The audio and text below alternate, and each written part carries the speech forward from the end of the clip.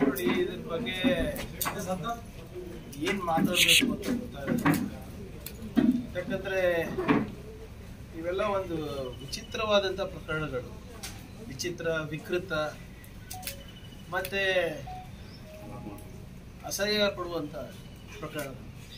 ಪ್ರಜ್ವಲ್ ರೇವಣ್ಣದಿರ್ಬೋದು, ನಮ್ಮ ಸೂರಜ್ದಿರ್ಬೋದು, ಯಡಿಯೂರಪ್ಪ ಅವ್ರದ್ದಿರ್ಬೋದು, ಏನು ನಡೀತಾ ಇದೆ ಅಂತಲೇ ತೋರಿಸ್ತಾ ಇಲ್ಲ. ಆಮೇಲೆ ಆಶ್ಚರ್ಯ ಏನಪ್ಪ ಅಂದರೆ, ಅವು ಯಾರು ಮಾಡಿದ್ದಾರೆ ಅವ್ರಿಗೂ ಕೂಡ ಏನು ಅನಿಸ್ತಾ ಇಲ್ಲ.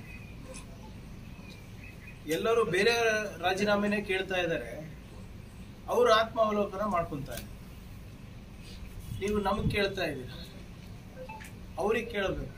ದೊಡ್ಡ ಮನೆತನ, ಎಲ್ಲರೂ ಅಧಿಕಾರದಲ್ಲಿದ್ದಾರೆ, ಅವ್ರ ಮೇಲೆ ಏನು ಅವ್ರ ಮೇಲೆ ಏನು ಜವಾಬ್ದಾರಿ ಇದೆ? ಸಮಾಜಕ್ಕೆ ಏನಂತ ಮೆಸೇಜ್ ಕಳಿಸ್ತಾ ಇದ್ದಾರೆ? ಇನ್ನೂ ಕೂಡ ಏನೋ ಇದು ಎಕ್ಸ್ಕ್ಯೂಸಸ್ ಕೊಟ್ಕೊಂಡೆ ಓಡಾಡ್ತಾ ಇದ್ದಾರಲ್ಲ. ಯಾವತ್ತನ ಅವ್ರ ಬಾಯಿಂದ ಇಲ್ಲ, ನಾವು ಒಂದು ಜವಾಬ್ದಾರಿ ಕುಟುಂಬದಿಂದ ಬರ್ತಾ ಇದ್ದೀವಿ, ನಮ್ಮ ಕುಟುಂಬದ ಮೇಲೆ ಇರುವಂಥ ಒಂದು ಈ ಕಪ್ ಚುಕ್ಕಿಯನ್ನು ನಾವು ಅಳಿಸೋ ತನಕ ನಾವು ಅಧಿಕಾರ ಬಿಟ್ಟಿರ್ತೀವಿ, ಅಥವಾ ನಾವು ಸಮಾಜದಲ್ಲಿ ಒಂದು ಸ್ಪಷ್ಟವಾದಂಥ ಸಂದೇಶ ಹಾಕ್ತೀವಿ, ನಾವು ಮಾದರಿ ನಾಗರಿಕರಾಗ್ತೀವಿ ಅಂತ ಎಲ್ಲೂ ಬರ್ತಾನೆ ಇಲ್ಲ. ಈ ಪ್ರಕರಣಗಳ ಬಗ್ಗೆ ಏನು ಹೇಳೋದೇ ಗೊತ್ತಾಗ್ತಾ ಇಲ್ಲ.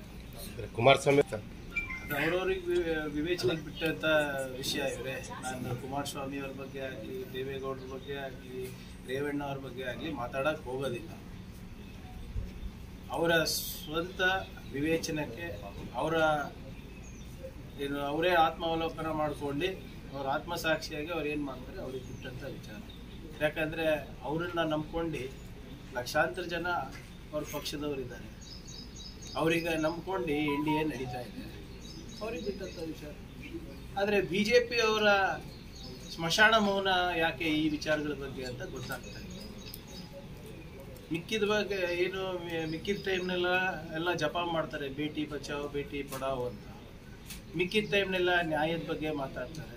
ಪ್ರಧಾನಮಂತ್ರಿಗಳು ಅಧಿಕಾರ ಸ್ವೀಕಾರ ಸಂದರ್ಭದಲ್ಲಿ ಹೋಗಿ ಸಂವಿಧಾನಕ್ಕೆ ತಲೆಬಾಗಿ ಅಧಿಕಾರ ಸ್ವೀಕಾರ ಮಾಡ್ತಾರೆ. ಆದರೆ ಸಂವಿಧಾನ ಉಲ್ಲಂಘನೆ ಆದಾಗ, ಕಾನೂನು ಉಲ್ಲಂಘನೆ ಆದಾಗ ಅದ್ರ ಬಗ್ಗೆ ಮಾತಾಡೋದಿಲ್ಲ. ಅವರ ಸ್ವಂತ ಪಕ್ಷದವರೇ ಏನು ಈ ಪಾಕ್ಸ್ಕೋ ಕೇಸ್ನಲ್ಲಿದ್ದರೆ ಅದ್ರ ಬಗ್ಗೆ ಮಾತಾಡೋದಿಲ್ಲ. ಅಕ್ರಮವಾಗಿ ಈಗ ಚುನಾವಣೆ ಸಂದರ್ಭದಲ್ಲಿ ಭಾಳಷ್ಟು ಅಕ್ರಮ ಚಟುವಟಿಕೆಗಳು ನಡೀತವೆ. ಎಲ್ಲ ನಮ್ಮ ಸಿಬ್ಬಂದಿಗಳು ಚುನಾವಣೆ ಪ್ರೊಸೆಸ್ನಲ್ಲಿ ಇರೋದ್ರಿಂದ ಸ್ವಲ್ಪ ಹೆಚ್ಚಾಗಿ ಇಲ್ಲಿಗಲ್ ನಡೀತಾ ಇತ್ತು ಅಂತ ಜನರ ಒಂದು ಆರೋಪನೂ ಇತ್ತು. ಮಾಧ್ಯಮದಲ್ಲಿ ಕೂಡ ಕೆಲವು ಸುದ್ದಿಗಳು ಪ್ರಕಟ ಆಯಿತು. ಅದಕ್ಕೋಸ್ಕರ ನಾವು ಕಡಿವಾಣ ಹಾಕಿದ್ವಿ.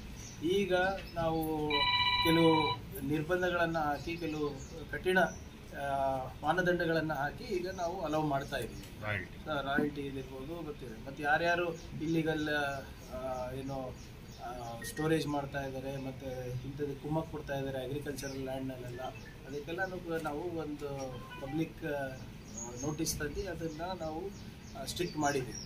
ಇನ್ನು ಬರುವ ದಿನದಲ್ಲಿ ಸ್ವಲ್ಪ ಕಮ್ಮಿ ಆಗುತ್ತೆ. ಮರಳು ನೀತಿ ಯಾಕೆ ಜಾರಿ? ಅದರ ಮರಳು ನೀತಿ ಅಂತ ಜಾರಿಗೆ ಇದೆ, ಆದರೆ ನೀವು ಸ್ಟ್ಯಾಂಡರ್ಡ್ ರೇಟ್ ಅಂತ ಫಿಕ್ಸ್ ಆಗಿದೆ. Standard rate depends on market fluctuation also ಅಲ್ಲ. ಸೊ ಈಗ ನೋಡ್ಬೇಕು. ಅದೇ ಈಗ ನಾನು ಹೇಳ್ದಂಗೆ ಸ್ವಲ್ಪ ಚುನಾವಣೆ ಕೋಡ್ ಆಫ್ ಕಾಂಡಕ್ಟ್ ಈಗ ತೆರೆದು ಒಂದು 2 ವಾರ ಆಗಿದೆ ಅಷ್ಟೇ. ಈಗ ಇನ್ನೂ ಒಂದು 15-20 ದಿನದಲ್ಲಿ ಕಮ್ಮಿ ಆಗುತ್ತೆ. ಓಕೆ, ಇದು ಒಂದು ವಿಚಿತ್ರವಾದಂಥ ವಾತಾವರಣ ನಮ್ಮ ರಾಜ್ಯದಲ್ಲಿ ವಿರೋಧ ಪಕ್ಷದಲ್ಲಿ ಇದೆ. ಪರಿಸರದ ಏನು ಅದು ಎನ್ವೈರ್ಮೆಂಟ್ ಇಂಪ್ಯಾಕ್ಟ್ ಅಸೆಸ್ಮೆಂಟ್ ಪ್ರಕಾರ ನಾನು ಸಾಕಷ್ಟು ಚರ್ಚೆಗಳಾಗಬೇಕಾಗಿದೆ, ಅರಿಯರ್ಸ್ ಕ್ಲಿಯರ್ ಮಾಡಬೇಕಾಗಿದೆ. ಮತ್ತು ಏನು ಸುಮಾರು 1 ಲಕ್ಷ ಅಲ್ಲಿ ಮರಗಳ ಹಾನಿ ಆಗುತ್ತೆ, ಅದ್ರ ಬಗ್ಗೆನೂ ಸವಿಸ್ತಾರವಾಗಿ ಇಂಪ್ಯಾಕ್ಟ್ ಅಸೆಸ್ಮೆಂಟ್ ಆಗಿಲ್ಲ ಅಂತ ಪರಿಸರವಾದಿಗಳು ಹೇಳ್ತಾ ಇದ್ದಾರೆ. ಸೊ ಅದೇನೇ ಇದ್ರೂ ಕೂಡ ನಾವು ಏನು ಬ್ಯಾಲೆನ್ಸ್ ಮಾಡಬೇಕಾಗುತ್ತೆ. ಪರಿಸರವನ್ನು ಕಾಪಾಡಬೇಕಾಗ್ತದೆ ಮತ್ತು ಬಂಡವಾಳಗಳನ್ನ ಕೂಡ ತರಬೇಕಾಗ್ತದೆ. ಸೊ ಅದೇನಿದೆ ಅವರು ಹೇಳಿದಾರಲ್ಲ, ಅವರು ಎಲ್ಲ ಚರ್ಚೆ ಮಾಡ್ಕೊಂಡು ಅದು ಮುಂದುವರಿತಾರೆ. ನೋಡೋಣ. ಬಳ್ಳಾರಿ ಮತ್ತು ಮೈನಿಂಗ್ ಸ್ಟಾರ್ಟ್ ಆಗುತ್ತೆ. ಇಲ್ಲ ನೋಡಿ, ನನಗದು ಸಂಪೂರ್ಣವಾದಂಥ ಮಾಹಿತಿ ಇಲ್ಲ. ಪತ್ರಿಕೆಯಲ್ಲಿ ಏನು ಓದಿದ್ದೀನಿ, ನಮ್ಮ ಅರಣ್ಯ ಸಚಿವರು ಏನು ಹೇಳಿದ್ದಾರೆ ಅಷ್ಟಕ್ಕೆ ಸೀಮಿತ ಇದೆ ನನ್ನ ಮಾತುಗಳು. ಅದ್ರ ಬಗ್ಗೆ ಇನ್ನೂ ಹೆಚ್ಚು ತಿಳ್ಕೊಂಡು ಬೇಕಾದರೆ ನಾನು ಮಾಹಿತಿ ಕೊಡ್ತೀನಿ.